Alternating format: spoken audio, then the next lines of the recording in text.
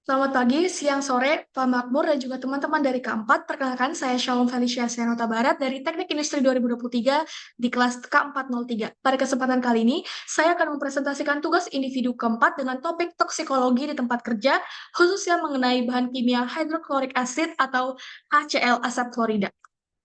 Hydrochloric acid atau HCl merupakan bahan kimia yang banyak digunakan di berbagai laboratorium maupun industri.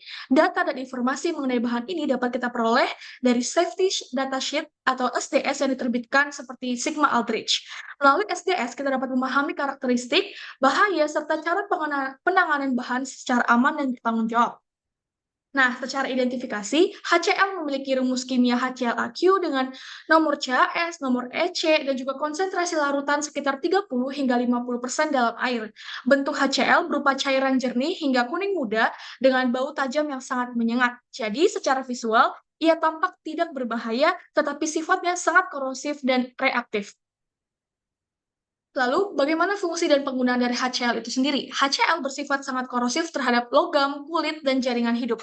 Larut sempurna dalam air dan memiliki pH di bawah 1, yang artinya larutan sangat asam. Dalam laboratorium, HCl berfungsi sebagai reagen asam kuat untuk titrasi, pelarut logam, serta untuk menyesuaikan pH dan memberikan alat gelas dan membersihkan alat gelas dari kerak atau oksidasi. Sementara itu, di industri seperti industri kimia untuk produksi klorida, industri logam untuk menghilangkan karat, industri makanan sebagai pengatur keasaman dalam bentuk sangat encer, industri plastik untuk produksi PVC, dan di pengolahan air limbah untuk menurunkan pH air basah. Selanjutnya, klasifikasi bahaya dari Globally Harmonized System atau GHS. Berdasarkan GHS, HCl memiliki beberapa klasifikasi bahaya utama, seperti H290 dapat mengikis logam, H314 menyebabkan luka bakar serius pada kulit dan kerusakan mata, dan H335 dapat menyebabkan iritasi saluran pernapasan. Piktogram GHS itu sendiri adalah korosif dengan signal word danger atau bahaya. Karena itu, pekerja wajib memperhatikan pernyataan pencegahan, antara lain simpan dalam kemasan asli, hindari menghirup uap dari HCl, gunakan area berventilasi baik, dan selalu memakai alat pelindung diri lengkap. Bila terjadi paparan, menurut SDS bagian 4, berikut prosedur first aid measures yang wajib dilakukan jika terjadi paparan dari HCl itu sendiri.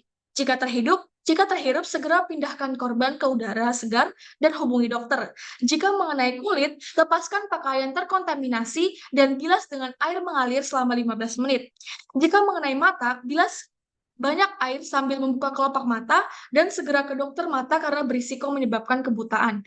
Jika tertelan, bilas mulut, beri sedikit air untuk diminum, jangan dimuntahkan, dan segera bawa ke rumah sakit. Penolong juga harus memakai APD yang lengkap, seperti sarung tangan dan juga pelindung wajah. Dalam hal penanganan, HCl harus digunakan di area berventilasi baik atau di fume hood. Hindari kontak langsung dengan kulit dan mata, serta mencampur dengan basa kuat logam atau oksidator, seperti yang tertulis di SDS bagian 7 terkait penanganan aman dan penyimpanan aman. Kemudian, gunakan wadah non-logam seperti HDPE atau PP dan pastikan wadah selalu tertutup rapat. Untuk penyimpanan yang aman atau safe storage, simpan di tempat yang sejuk, kering, dan berlabel, jauh dari sumber panas dan bahan reaktif. HCl termasuk dalam kelas penyimpanan 8B, yaitu bahan korosif yang tidak mudah terbakar. Selanjutnya, HCl dikategorikan sebagai limbah B3 jenis korosif dengan kode EWC 060101. Di laboratorium, larutan HCl encer bisa dinetralkan perlahan menggunakan basa lemah hingga pH mendekati 7. Namun masih bingung bagaimana pembuangan limbahnya? Nah, HCl setelah netral baru boleh dibuang ke saluran air jika sudah tidak korosif dan sesuai izin lingkungan. Untuk limbah pekat, kumpulkan dalam wadah tahan asam, beri label, dan serahkan kepada pengelola limbah B3 berizin. Intinya, jangan membuang asap klorida langsung ke saluran air atau tanpa netralisasi. Jika terjadi tumpahan, segera evakuasi area, hindari menghirup gas HCl dan gunakan APD lengkap. Tutup semua saluran air, matikan sumber panas, lalu netralkan tumpahan menggunakan kapur, natrium bikarbonat, ataupun soda abu. Setelah netral, serap dengan pasir, masukkan ke wadah tahan korosi, dan beri label. Terakhir, bersihkan area dengan air dan pastikan ventilasi cukup untuk menghilangkan sisa uap. Dengan memahami toksikologi dan penanganan bahan kimia seperti HCl, kita tidak hanya melindungi diri, tapi juga lingkungan dan rekan kerja. Terima kasih atas perhatiannya. Selamat pagi, siang, dan sore.